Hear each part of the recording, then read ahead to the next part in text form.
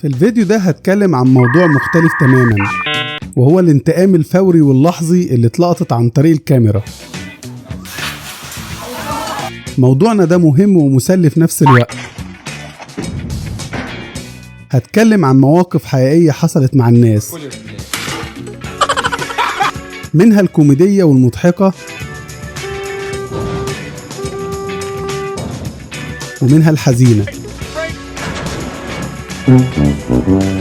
معاكم محمد النشار من قناتي خربشات، وأجمل بداية ذكر نبي الهداية محمد صلى الله عليه وسلم.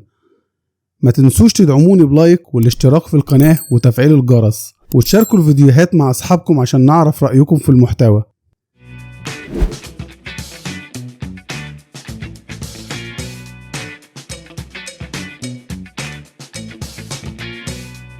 شوف رد فعل قالب الطوب في وش الحرامي. لو انت لسه مش مقتنع ان ممكن يجي الرد غير من فعلك نفسه، احسن الصراحة.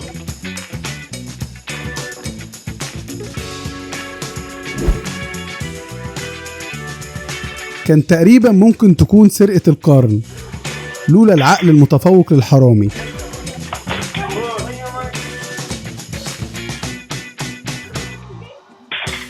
عبقري يا ابني. قبل ما تفكر انك تلعب مع الاتوبيس، فكر في حجمك واحترمه، لان العواقب ممكن تكون وخيمة. البس بقى. البنت حاولت تهزر مع زميلتها، بس رد فعل الشاب ما كانش متوقع، وحصل المفروض ما كانش يحصل.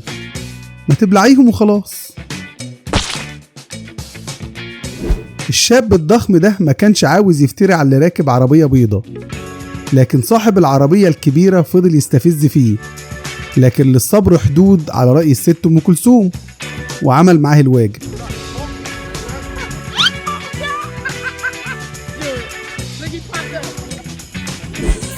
مهما كنت محترف شيء معين، لازم برضو تتعامل معاه باحترافية وتشغله في مكانه، أو دي هتكون النتيجة، وطبعا نتيجة سيئة. يلا شوف مين اللي هيصلح السقف. المشجع ده فضل يضايق مشجعين الفرقة التانية بطريقة مستفزة، ونتيجة ده اضطر انه يروح من غير الطاقية بتاعته. تستاهل.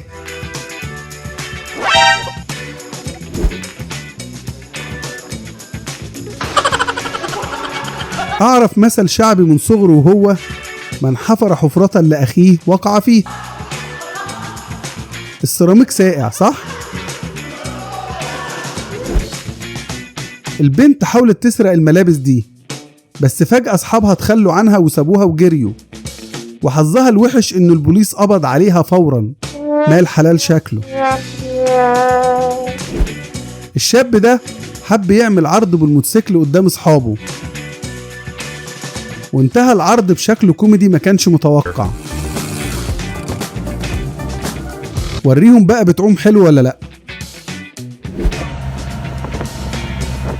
راكبين المركب ومبسوطين، بس اللي بسطني اكتر رد فعل صاحبه بالانتصار انه موقعش.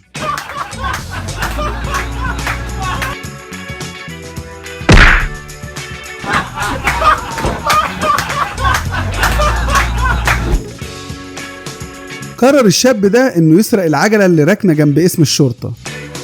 فكرني برايا وسكينة. وجه الرد سريعا، وكانت النتيجة سيئة.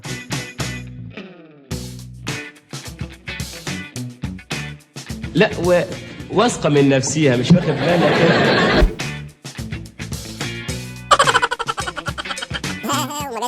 المفروض الكلب كان عضه عشان تبقى واحدة قصاد واحدة.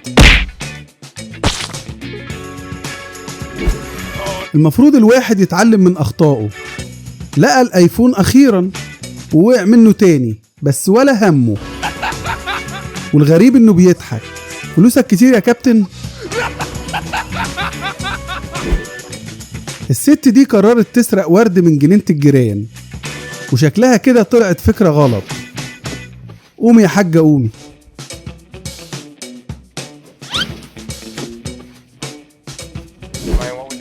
الصياد ده خطط يشوي بطاطس بطريقته الخاصة وحط بطاطساية كبيرة في ماسورة البندقية، بس الخطة ما مشيتش زي ما هو عاوز. حاول تاني في البندقية الجاية. البنت قررت تعمل خدعة، بس للأسف حصل اللي ما كانتش متوقعاه. شوفوا كده النهر غويط ولا لأ؟ الحمد لله مش غويط.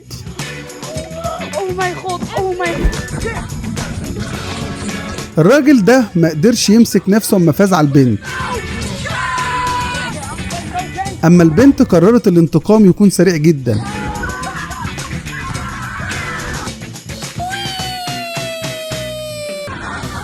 العبرة بالخواتيم فعلا.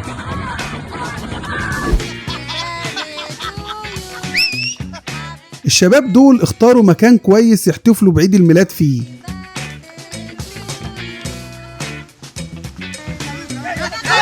بس القرد كان له رأي تاني وقرر ينكد عليهم.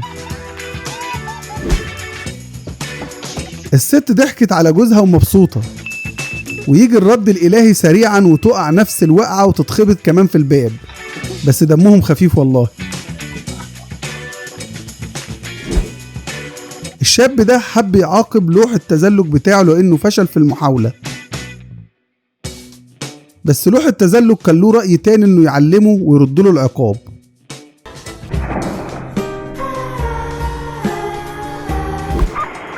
الكلب مش عاجبه الوضع وفضل يهوهو ولا حد عبره، ومش عارف ليه ما سمعوش كلامه، ودي كانت النتيجة للأسف. بيجري ليه العامل ده بقى؟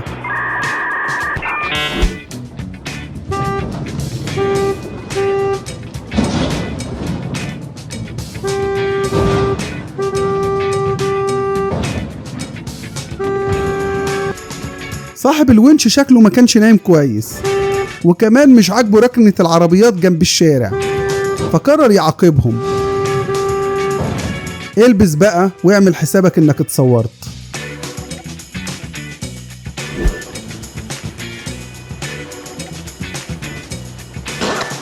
مش عارف المهندس ده عاوز يعلمنا ايه، شكله سر جامد، بس لو عايز يعلمنا ازاي نطفي اللمبة فبرافو عليه.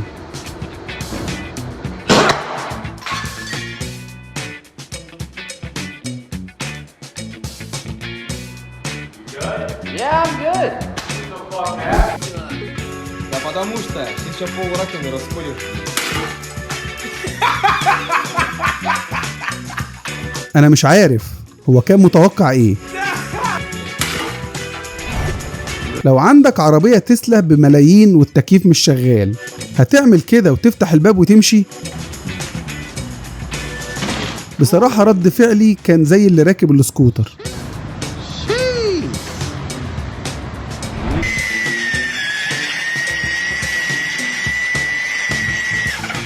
الخرسانة حلفت لا تاخد الشنيور الضخم معاها تحت. على الحلوة والمرة مع بعض، ده مبدئي برضه. هي دي اللحظة المحرجة اللي عاوزة تبين السكرينة التي لا تقهر، بس بعد كده ادفع حق الموبايل كله بقى. صدمة كبيرة. وده برنامج تعليمي خطوة بخطوة لطبق شوربة لذيذ، لطبق شوربة مش لذيذ خالص، وانسوا تاخدوا إكرامية كمان.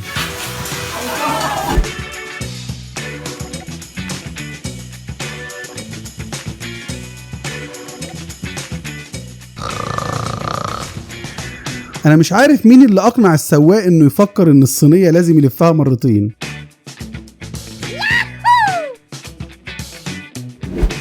هتعرفوا وتتأكدوا إن العمل الجماعي مهم في الفيديو ده.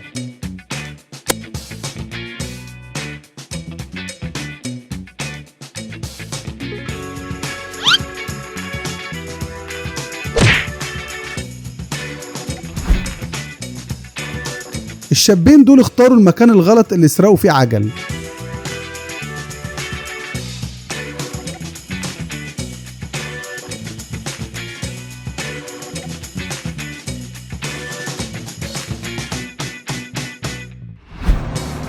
I want you to pick up this container right over here. الأب وعد ابنه إن درس واحد وهتكون 100. Be careful of the customer's truck over here, okay? بس في لحظات ابنه ندمه على الجملة دي. You're right. Break.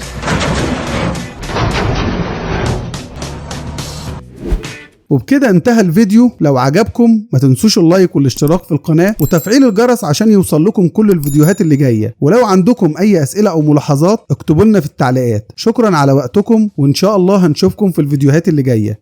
سلام عليكم.